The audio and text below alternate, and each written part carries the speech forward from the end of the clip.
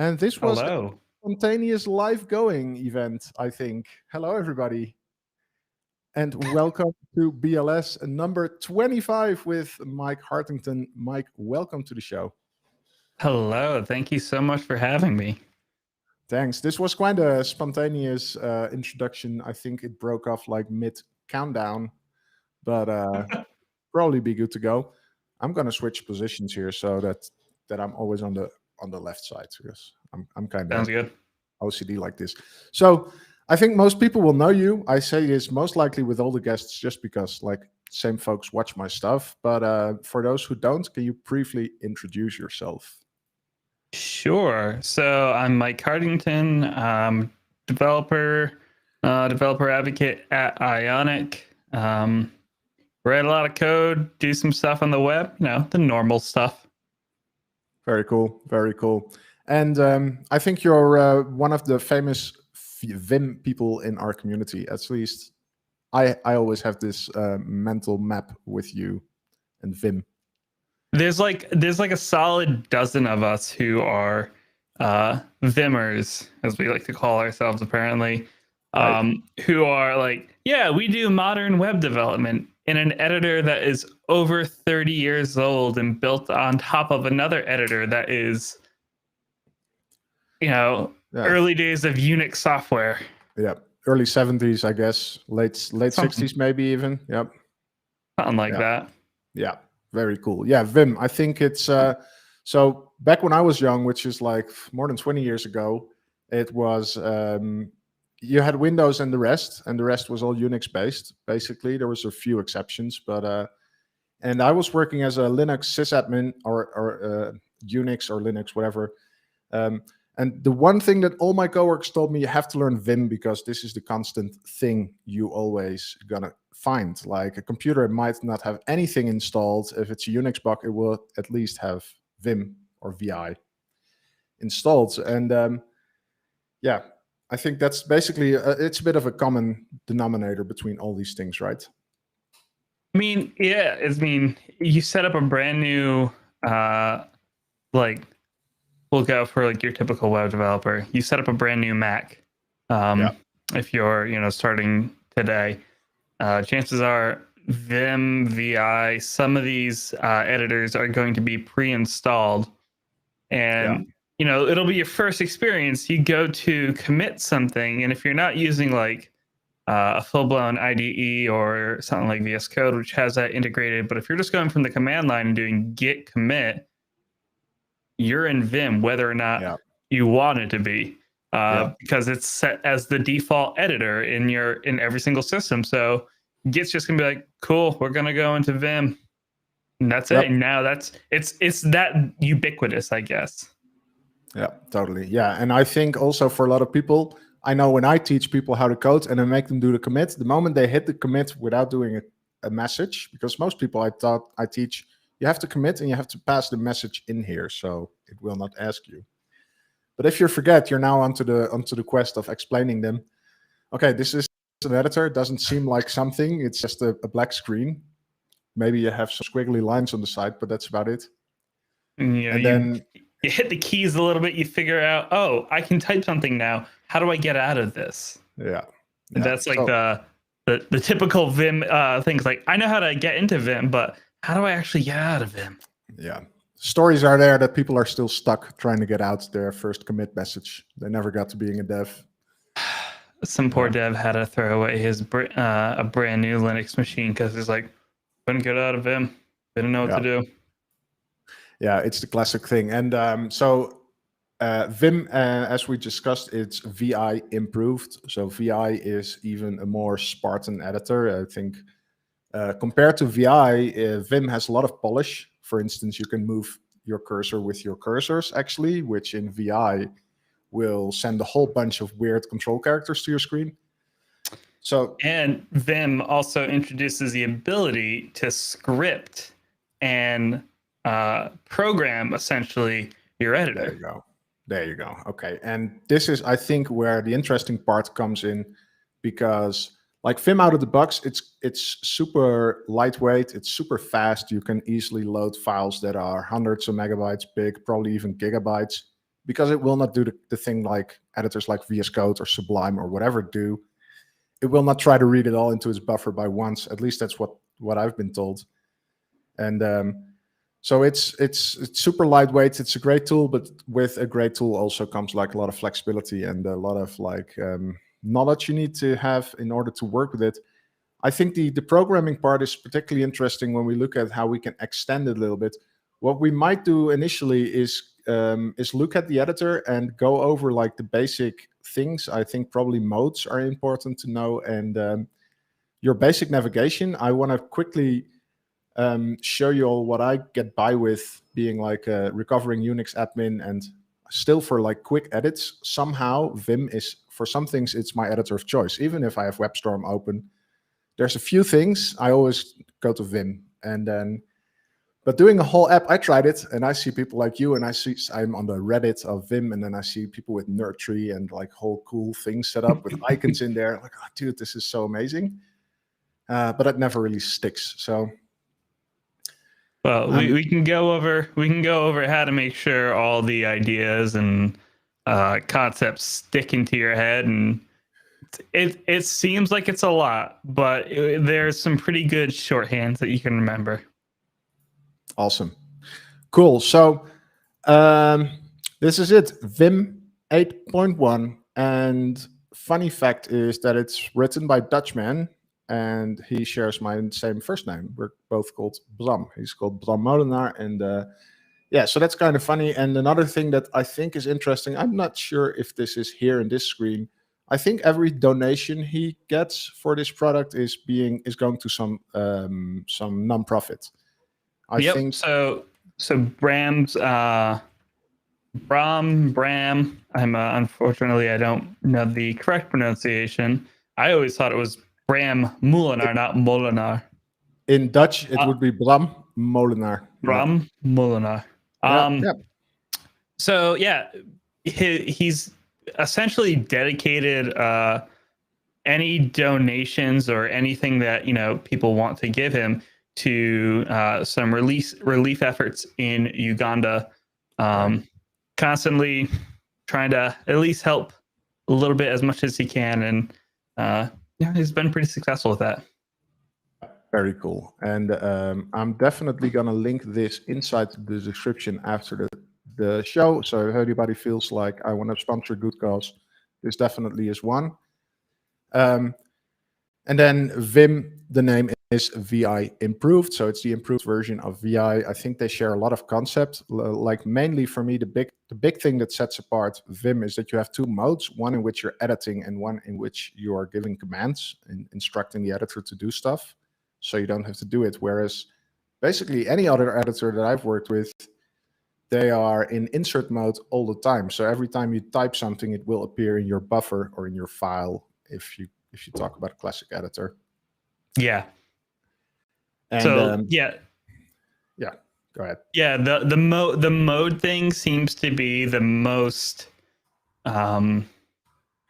difficult concept for people to understand, because the idea is like you can write a whole lot in Vim and stay in insert mode all the time, and that's going to be great, and we'll get into what insert mode is. But the idea is that you spend less time writing text and manipulating text. Yeah. So if there's a way that we can supercharge how you edit existing text, let's optimize for that. And then when we do need to write text, the motions to get into that, insert mode should be pretty simple to do.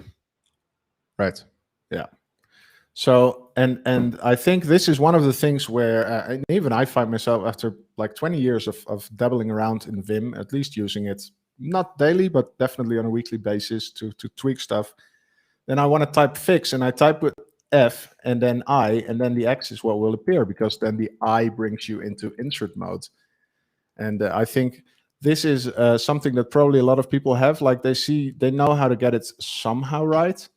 But this is basically the key, and now I can type stuff, and when I hit escape, my insert goes away. And I only know about I getting back to the insert. So this is where I type stuff, and this is where I command stuff. And then another thing I know, I learned from doing this a few years, is that with semicolon, you can give commands. And I think this is, for those that do know how to quit, this is probably the one thing they know.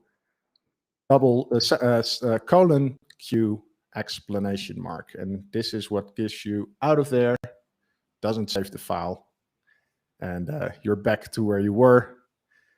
And let me go into a project actually, so we have something to look at, some files to look at. I'm working on a little crypto wallet here, so why not open that one up? So yeah, I'm gonna start Vim again, and so this is one of the things I did use a lot. Semicolon E, and then here you can give a path. So we can say source app component.ts, and this will open my app component. So for a lot of things that I needed as an admin was, okay, go into @c and change like whatever sudo or whatever file you want to edit on your system. So I needed to know this. And the basic navigation, which I love to do with cursor, but classically I think is J and K, which I'm doing right now. You can't really see the difference because I'm moving a cursor as is.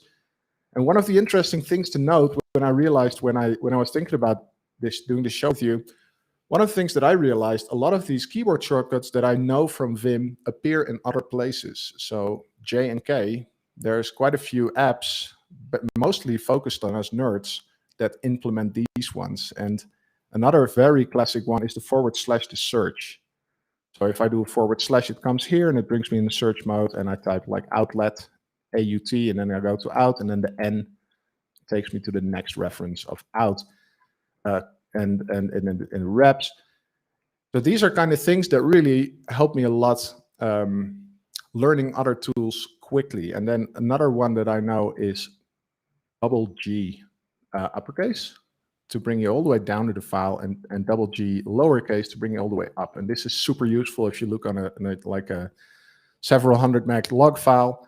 This will take you to the end of the log file like immediately. Whereas with another editor, like a classic editor on your desktop, this will most likely not work immediately. Your editor will most likely choke, and if you have a MacBook, it will get super hot and all that. And then next to this one, and this is basically where my Vim knowledge stops. I know how to delete stuff, which is often a very important thing with the way I write code, because I often want to delete it afterwards. So D, and then you can give the number of lines. So right now I got like 4 lines, which is this decorator. I can say D4D, and it will get rid of my 4 lines. And then next to this one, probably as important, the undo, which is U.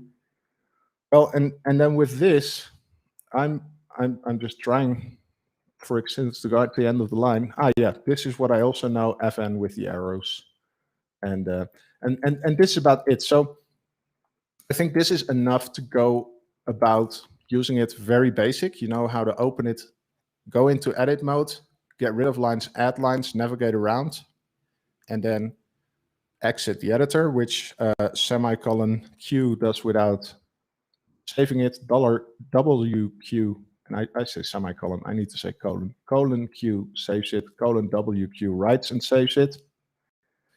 And I learned, somehow picked up, if I do Shift-Z, that will also edit and things. So if people like, it's super hard to edit this thing, I like to just hit capital C twice while you're not in insert mode, and you're out. Anything to add or append here, Mike? So a few things. So that ZZ trick actually doesn't quit the editor. It puts it in the background. It suspends the process. So if you're if you open up that that app component again, if you and you hit ZZ. Mm-hmm. Now type FG in your command line. Oh, dang. It must have changed. You can do, you can save the current process and store it in the background, and it'll just, I need to go away for a second. I think it's Control Z. Is it Control Z? Yeah, I think this gives me that. app component. I do Control-Z, and this puts it in the background. Yes. Yeah. And There you go. I think there was help somewhere, but yeah. So okay, this is indeed pushing stuff to the back. I think the ZZ was some trick somebody told me, like, hey, you're doing it wrong, which is probably some very common thing. They see somebody dabbling in Vim and like, oh, there's stuff easier. So one of the things that I never learned, and I try to figure it out, selecting a bunch of text. And so selecting a bunch of text for me always involves the mouse. Generally involves the mouse. In WebStorm, I know I can like shift and go down and or Command A if you want to have the whole buffer or the whole file. But there must be more elegant ways to do this, more Vimy ways to do this. So yeah, so we've kind of gone over 2 modes right now. We have insert mode, well, 3 modes. We have normal mode where we can just move around the file, either using the arrow keys or H, J, K, and L. We have insert mode to actually edit the text and change it. Command mode is when you do the colon followed by whatever letters. Right. And then visual mode is how we can start to select things. So visual mode, we'll hit the V key. And then now we can start using H, J, K, and L to select different text and start to do some stuff with that. Wow. Okay, cool. This I didn't know. And I assume escape brings me back to command mode again. Yep. Takes me out of visual. So if I want to select the router, right. If I want to select the router outlet, I go V, select this thing. Then now I can do something with it. And I assume that something like D will work to delete this selection, right? So I think this is, what mode do I need to be in to delete this then? You can just hit D right now and it'll delete it. Awesome. Okay, I'm laughing because I'm seeing the chat and we got Brandon Roberts in there with his comment, a new show, My Cousin Vimy. And Brandon doesn't know how much I love that movie, My Cousin Vinny. It is one of my favorite movies of all time. That's awesome. Welcome here, Brandon. I see Joshua. I see Bill, L96, and Delis Paula, which is my wife. All welcome here. Bill actually has a question. We might as well pick it up right away. Mike, have you tried Vim or NeoVim in VS Code? Pros and cons would be interesting. So I think maybe a side note for those of that who don't know this, most editors will have some sort of Vim mode included. So I think it's pretty fascinating that there's a lot of people using Vim, learning Vim, just the basics to know to get their way around, basically save and exit. And then there's another group of people that are like, I like this editor, if only it was more like Vim. And then they start installing things like NeoVim, or I think he has some Vim plugins as well. So what's your take on that? Yeah, I mean, it kind of goes to prove that Vim is not all terrible. They got something right, whether that is the visual, like the lack of colors, that might not be it, but the motions and the way that you actually navigate around, it's something that people really like. Yeah. I think it's definitely interesting for those of us who are text oriented or terminal oriented. If this is something that grew on you in somewhere in the past, then Vim is a very, very nice way to do this, because you don't need a mouse. You can do anything without a mouse, as far as I know. I even now learned how to select stuff, so that's one less mouse for me. And actually, touching on Brandon's comment, where's the pretty colors? One other command I know is that you have like the color scheme, and you can set things. And I think I always used the desert. Yes, I used to use desert, but now it doesn't know which file I'm opening, so it also needs to know set file type. And I'm not sure if this thing even knows TypeScript. I assume. Set file type TypeScript, and now it doesn't colorize. So it's actually, I think it's like what?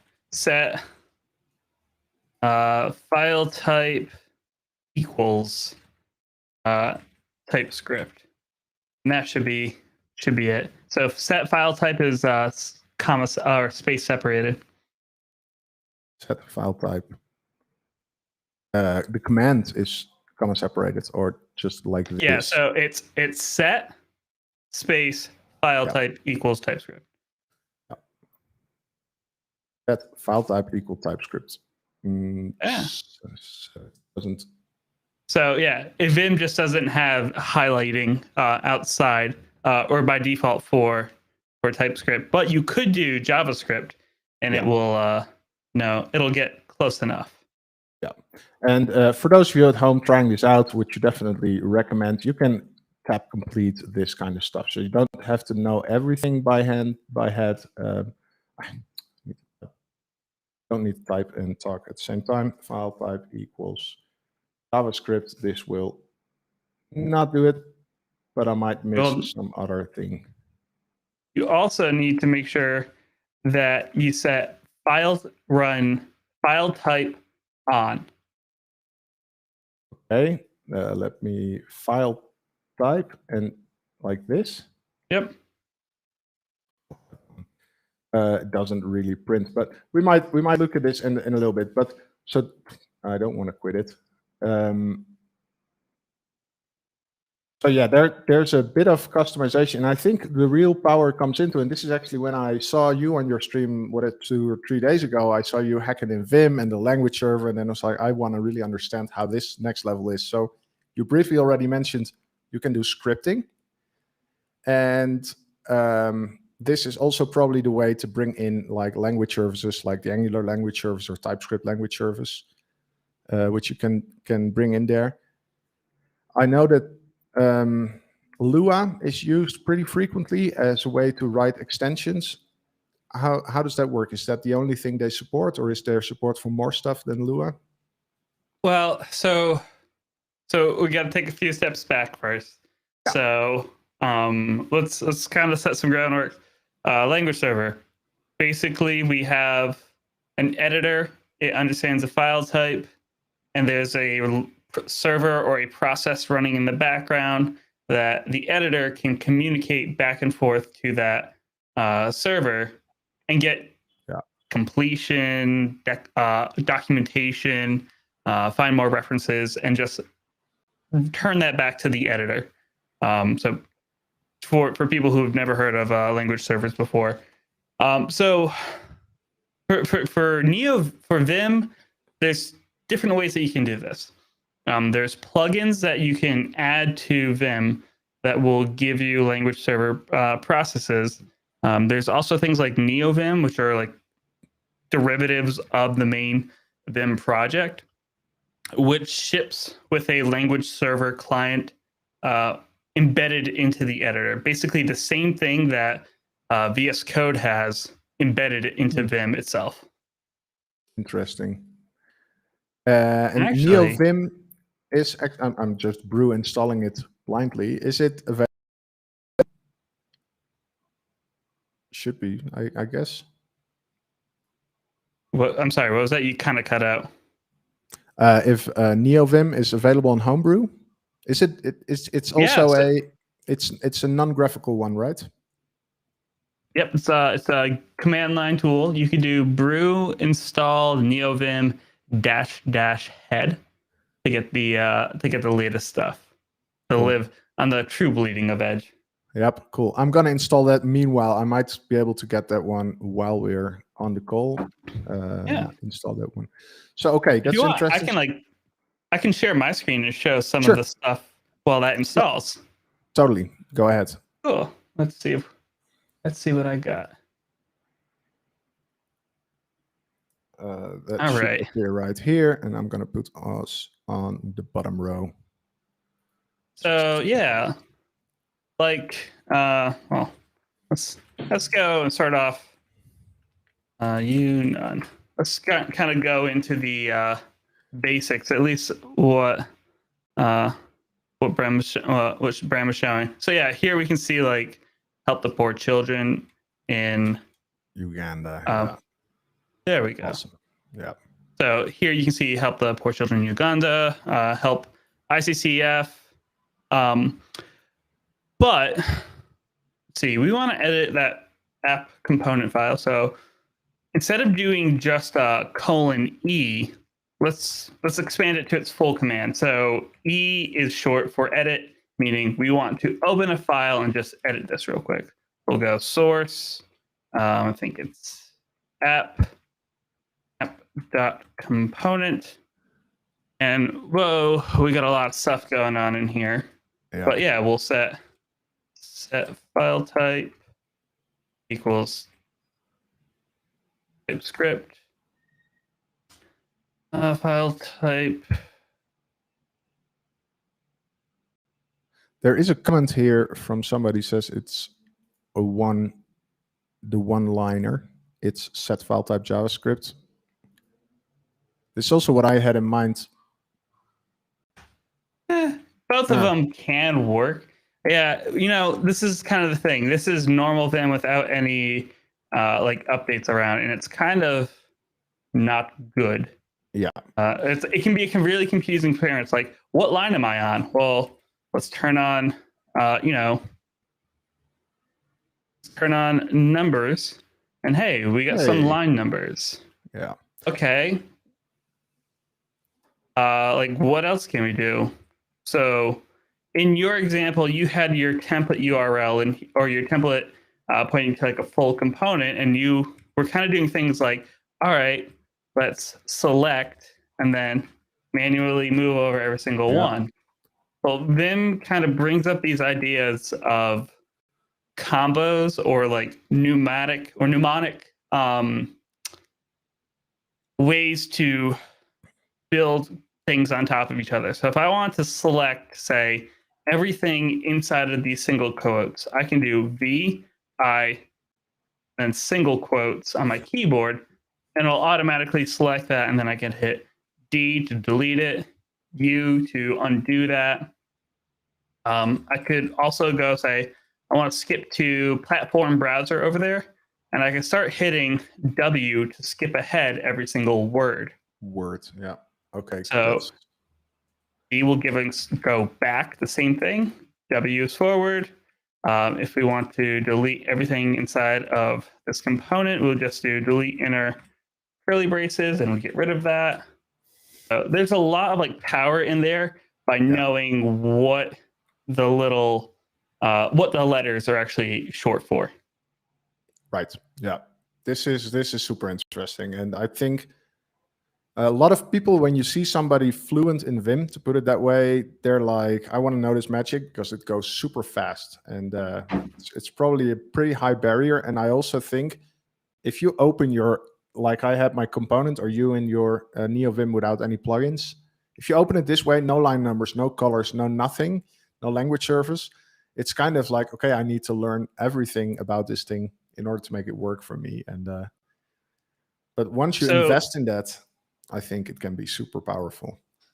Yeah, I mean, like there's some things like the way you had it open is because you had no configuration. Yeah. Or no settings set for it. I purposely can control like what configuration I want to load. So this is my default config. So if I were to say go to that app component again, like I have syntax highlighting enabled. Yeah. At the line numbers. I also have, like, you notice kind of over here by line 21, you have the line number highlighted, but then there's also this like little symbol off in the side of bar. Mm-hmm. So like, it's like I'm making changes. It's just your Git, and this is like my Git status. That way, it's like, oh, I'm adding text or I'm deleting text. So all of this is kind of built by Vim scripting, and like making the editor, I guess, more modern or more like VS Code, or just niceties to have.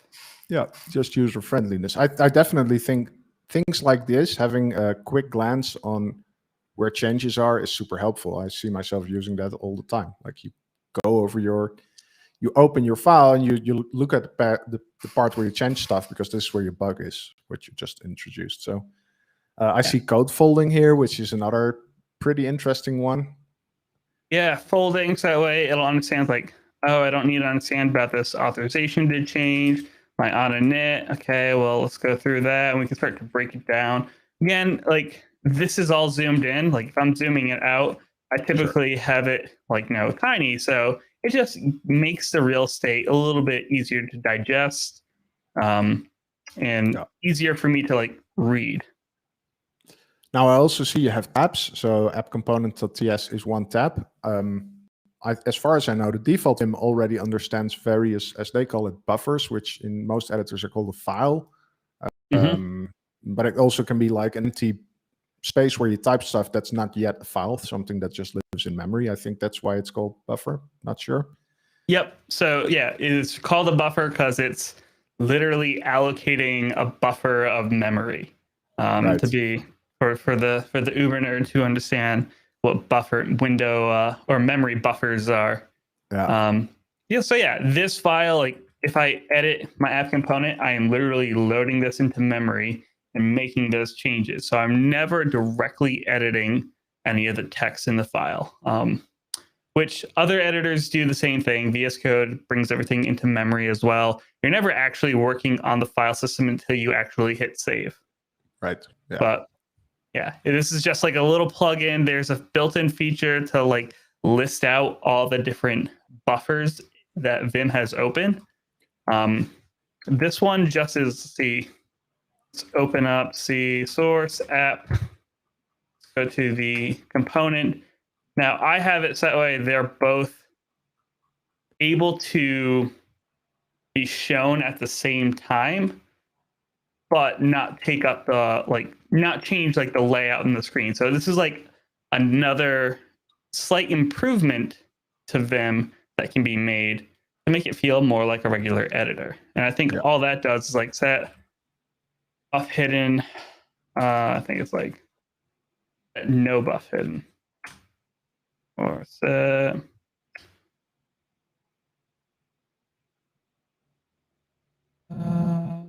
set buff hidden equals 0. Something like that. Yeah. Now these commands, these set instructions that we do, I see this as a way to configure the editor. The whole idea is that you don't type this in each time, but you just have like an init file that runs each time. So maybe we can take a peek at your at some of the things you have, unless you want to show more about these tabs and these buffers. Yeah, no, let's look at that.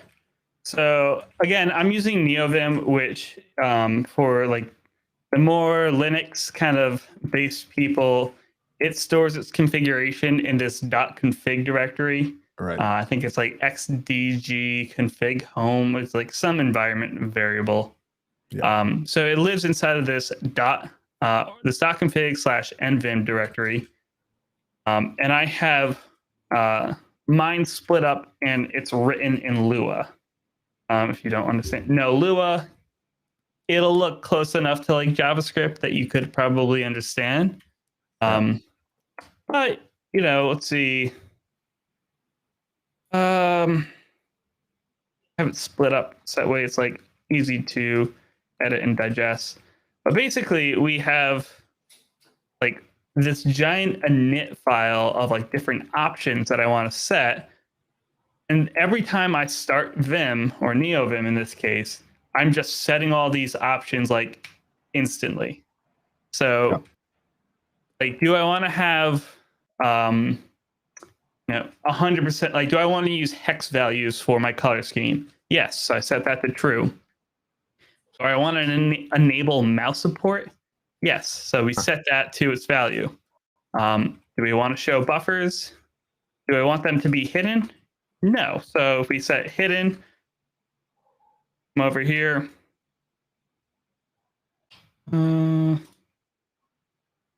Set that. Or E, what is it, like kind of type and talk at the same time. It's just different ways to set all these different options, but they have them broken down into different approaches. So we have this thing called option.g, means that this is for the entire editor. Wherever you are, these options are always going to be true. G is then global. G is just a global. This is just we also have these things called buffer specific options, like what option should only be set for a specific buffer. And if we are opening up a file type of like JavaScript or HTML, we can control what options get set based on that file type. So B is always going to be a local option to a file type. W is specific to a collection of buffers, what they call a window. So it might seem kind of arbitrary why each one is which, but they all basically work the same way. And it's basically all different scopes. You're setting the scopes to either global, window, or the buffer. Yeah, it's scoping every single option. Some of them need to be specific to the buffer because of how Vim compartmentalize can have different settings per file type. Some of them are global because there's only ever going to be one thing that you are going to set here. Yeah.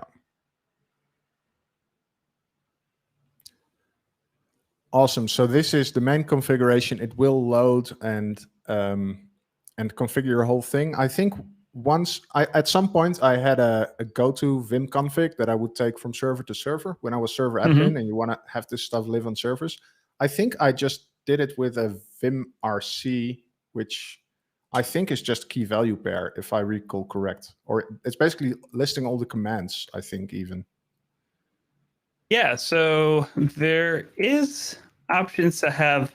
I don't even know if I have a.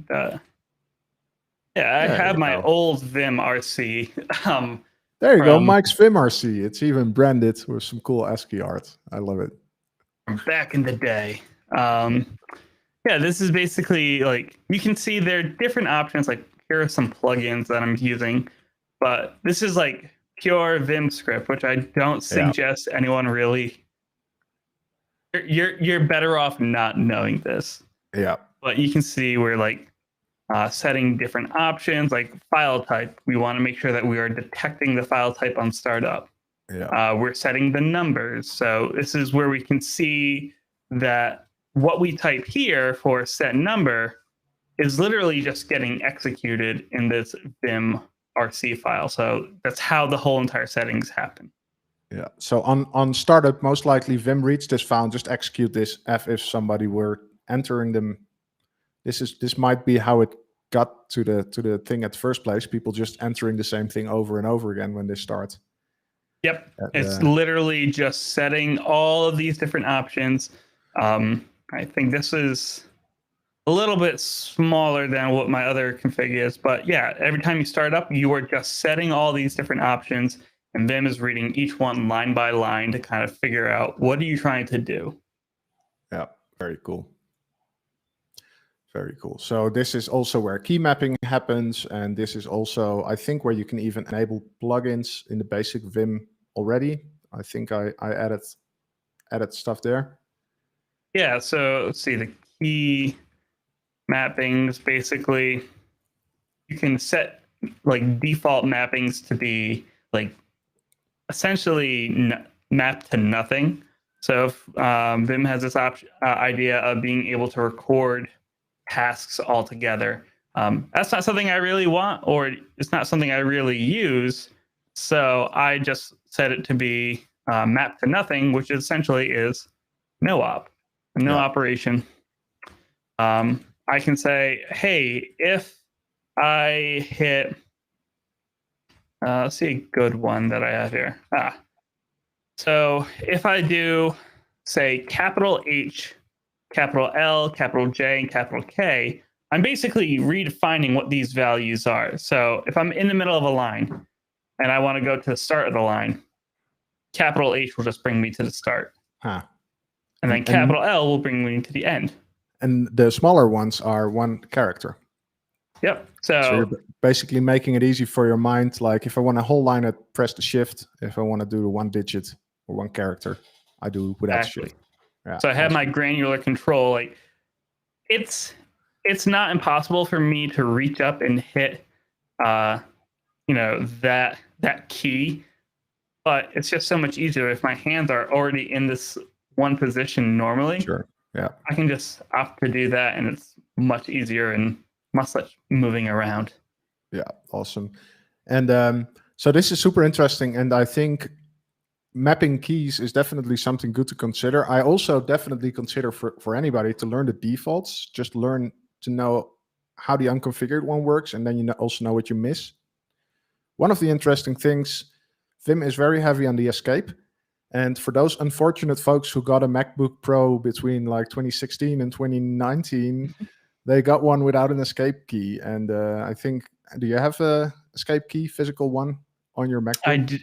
I do. My MacBook has it's the 16-inch with the physical escape key, Yeah. and then I also have my keyboard, which has its physical escape key. Yeah, awesome. Yeah.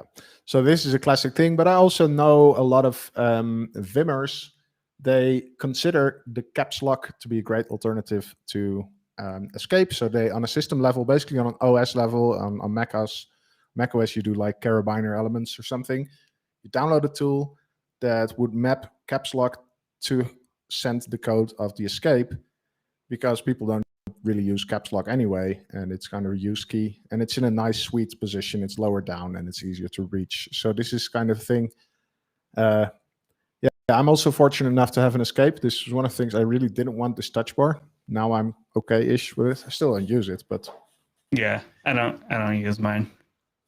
It gets yeah, more I in the also way than got like separate keyboard and just like classic one with all the keys. Just give me my keys, damn it. Awesome. So okay, so we looked at initialization. So this is definitely something, if you want to use Vim, it makes sense to spend some time and look at your config, your RC. And then this is the classic way with the .vimrc. And then for NeoVim, we can do the Lua. We can walk the Lua path and do things there. Yep. So all this does is like basically just similar to like JavaScript, where we have things split out into separate modules. Lua lets us do that too. So I had this all split out, basically saying I have a plugin file for different, or a file for different plugins. I have a file for setting my options, mappings, my own custom commands, LSP configuration, so language server configuration, formatting, this little status bar, and then my file tree that we're seeing over here on the side. Yeah, very cool. And all MH, all prefixed with your initials. So everything, every configuration part is there. This is based on folder, if I recall correctly. Yeah, so basically we have this Lua folder here in like my config home. So Vim will automatically source all files in Lua. So if you move everything to like its own folder and then have its own subfolders, you can programmatically control what gets added to your config. And much like Node has, default imports with index.js, we have something similar with init.lua being like the default thing that gets imported if you just import the whole entire folder. Very nice. Very cool. And okay, yeah, and I can definitely see how using Lua makes this less tedious to configure thing, because you can do logic and you can code logic, whereas the normal file is just a bunch of commands, and that's about it. There's still some things that you can do in, like, say, a blank, Vim file. Like Vim has the idea of functions.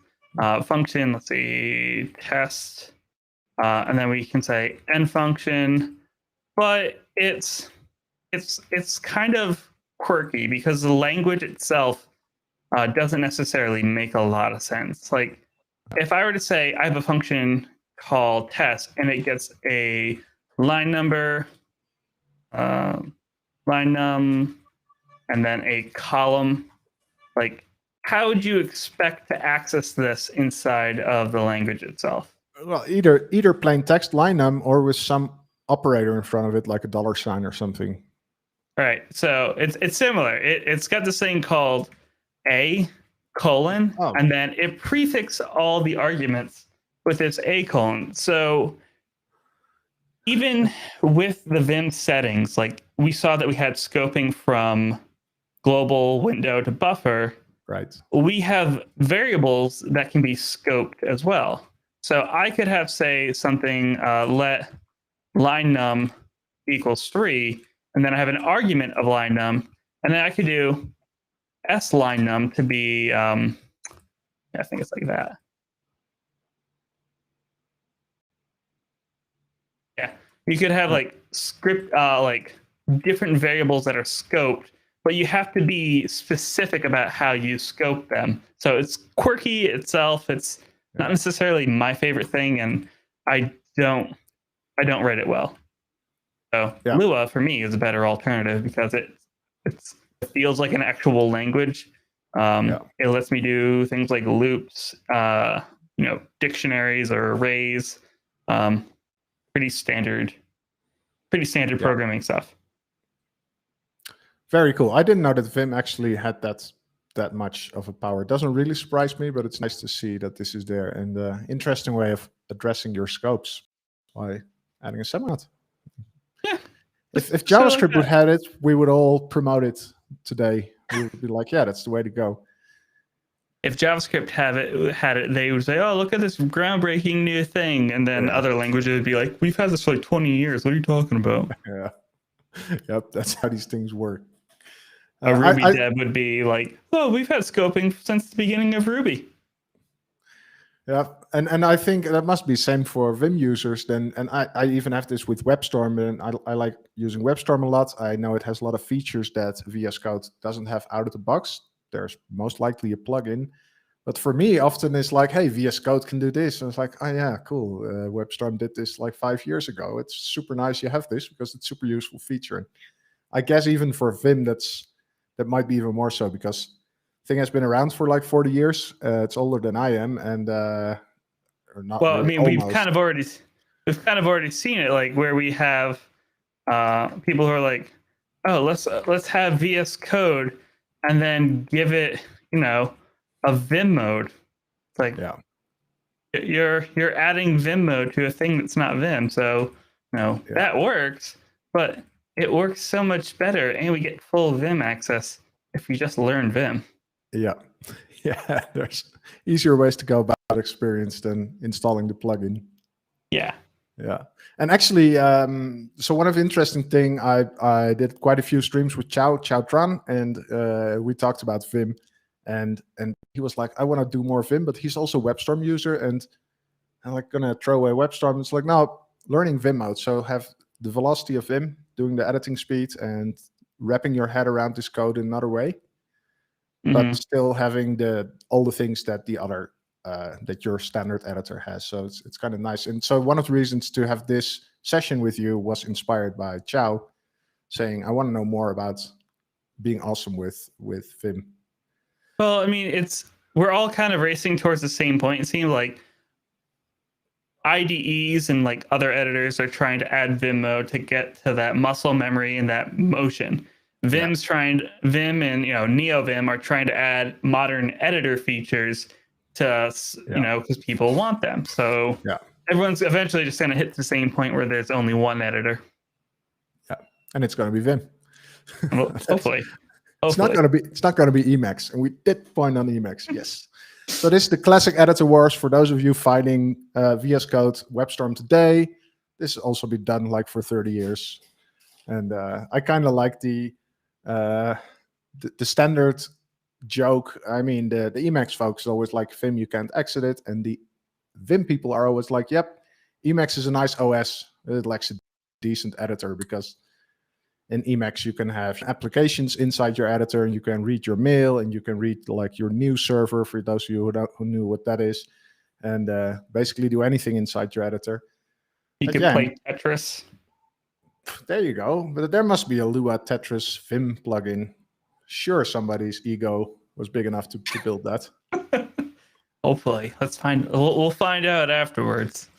So this might be a nice bridge. So you showed a bit of your configuration. I assume you don't configure it all by yourself. You probably use whatever open source is there, like the file tree probably. These are some things I can imagine you don't write from scratch. How do you go about doing plugins here? So, so Vim has like this idea of they call a package, where it's basically you basically take a whole bunch of functionality. It follows a very specific format, and then you push that up to GitHub, and then you could clone that package, and then basically add it to your path. So that way, on startup, Vim will just load all these plugins as if it was built into Vim. Right. So, like a good one that we can look at. I'm trying to find one that is. We'll look at this one because this is from GitHub.com. This is from a pretty prolific Vim author named Tim Pope, who he has this plugin. It has a whole bunch of things that are in a very certain specific format. Auto load basically will automatically load it when you call a function. It's probably not a great one. Let me find something different. Here we go. Classic Unix beard. So that's got that going from. Yeah, awesome. So yeah, let's bump the file size a little bit. So we have this thing called like a syntax file or folder, a plugin directory, an auto load directory. So this format has been standardized essentially inside of Vim and Vim plugins. So that way, any editor that you want to, anytime someone wants to add like a plugin, if it follows this format, all you have to do is just add it to your package path and it's automatically sourced. Very cool. Okay, so this basically same old trick again. You have a bunch of files with commands or functions. Just load them in.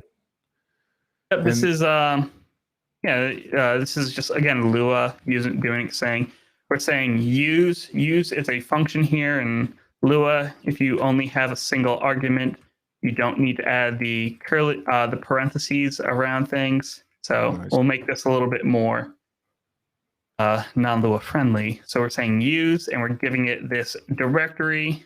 So GitHub username, give me the GitHub repo. It'll automatically clone these and then manage everything through Git.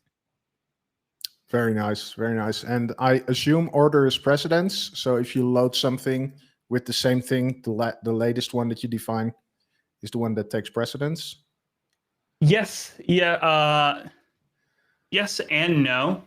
Depending on what package or plugin manager you're using. All right. I am new to this whole path concept. I used another one that would manage it all for you, and it would be last one in wins. Right. I don't know if this does the same thing because, we could actually see what local share nvim site packer start. Like it maintains all the directories kind of separately, so that way they can all be updated. So I don't know actually if it order matters too much. Right. But yeah, very cool. So the plugins. Very cool. Yeah, I see a few things I recognize, like Tmux, like terminal multiplexer, and probably a bunch of utilities. I've always been fascinated by the file tree. Not sure why, but somehow it's like, wow, this is a kind of a great thing. And one of the things that really quickly, you showed mouse support. I think you enabled, you had this enabled in the VimRC. So one of the things I've always messed around with, mouse support, it's great. And mouse support is even better if you don't copy the line numbers, because this is what I classically would find. Do something in Vim, paste a snippet of code to your coworker, and it would paste in the line numbers. Now, this is something that GitHub only fixed in 2020, because they had the same in their PRs. If you would copy a snippet, it would copy the file lines. but this kind of fixed this. So this is definitely interesting for me to figure out how I get this to this state, because I think these are the kind of tweaks that make it way easier to adapt something like this. Yeah, I mean, this is just like something pretty simple. Like this is saying, so what you were doing was basically the terminal text selection. So see how like in my terminal, I'm selecting line 31 to like 36. Yeah.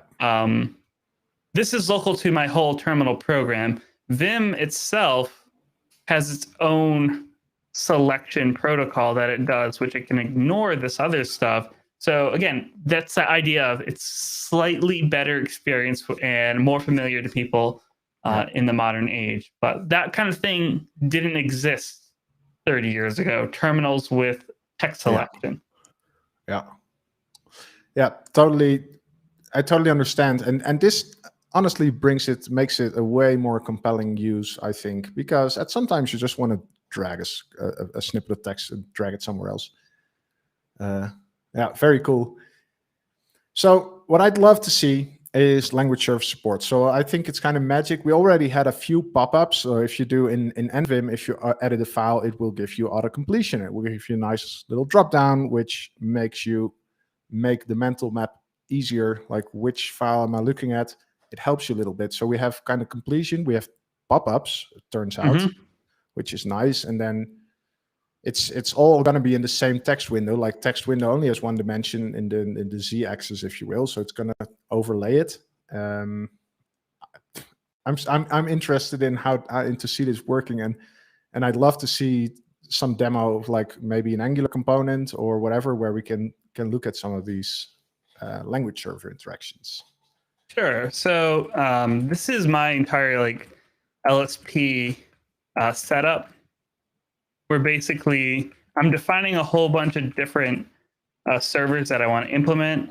Things like JSON, HTML, CSS, TypeScript, and then I have my mappings for interacting with the LSP. But all that doesn't really matter. So like I'm here in this Angular component. What are the docs, or like, can I hover over this ion split pane component?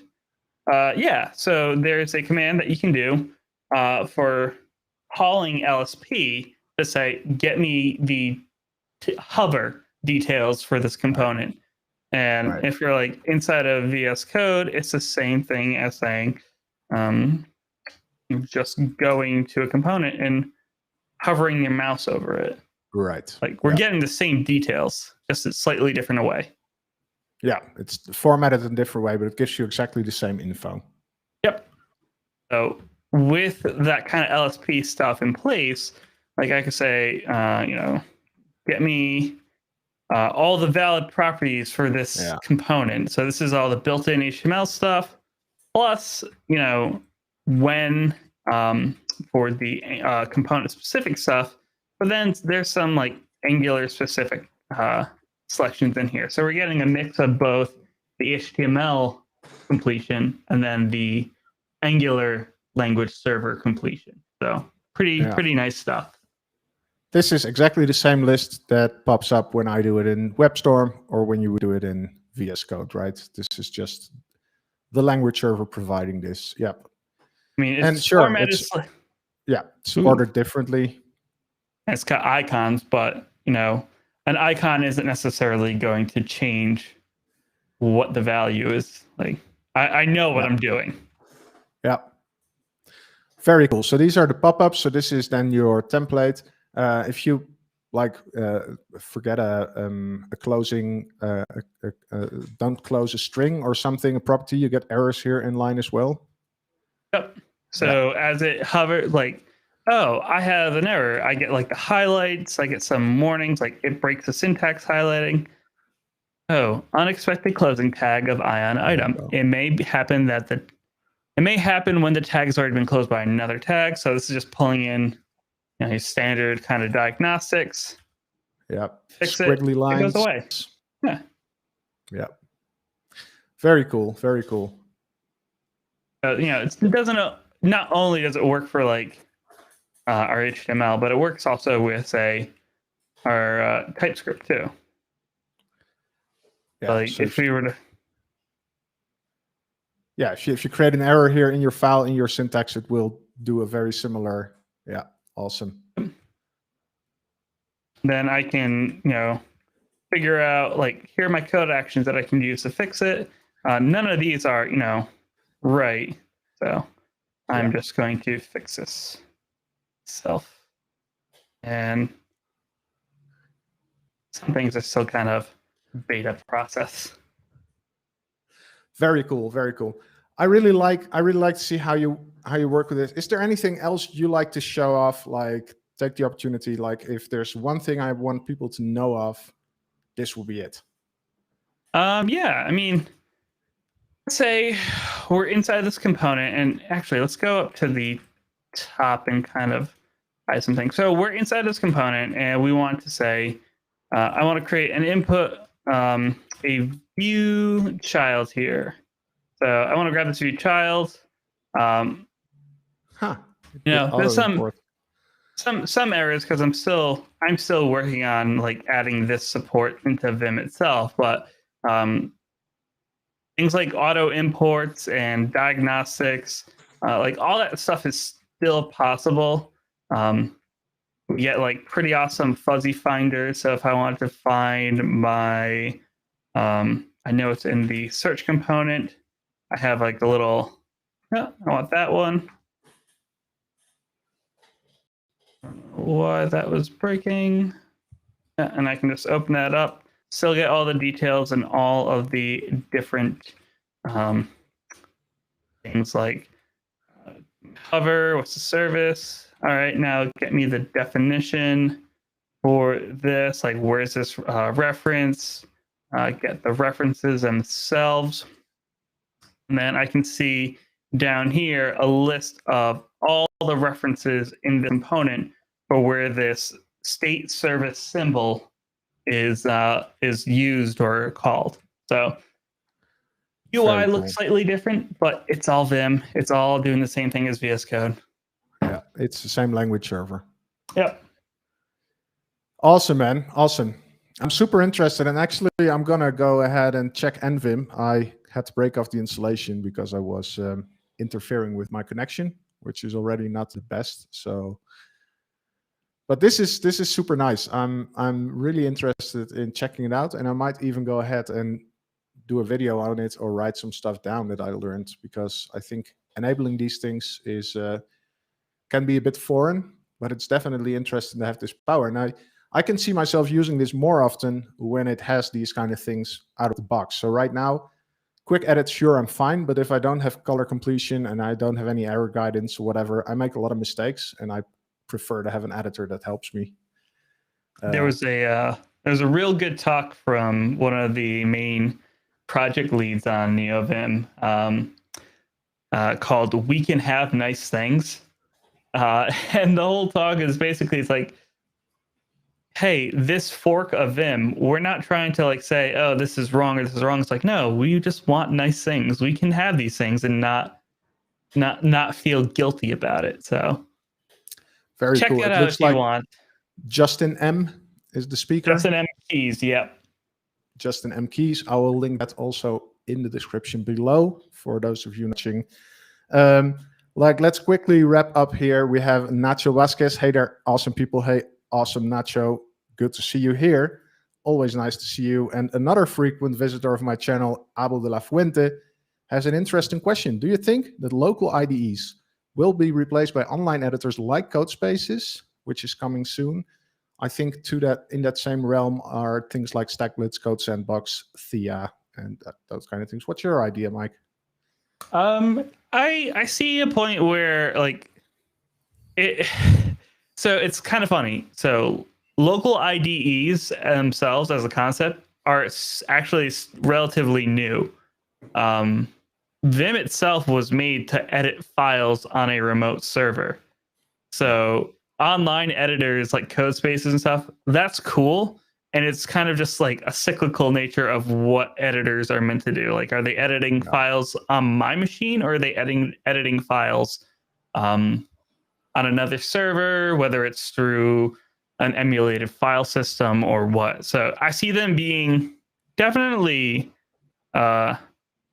more popular for people just trying to get stuff done and demo it. I like that aspect, but I still think like an editor like this on your machine is going to be the main thing that people want to interact with.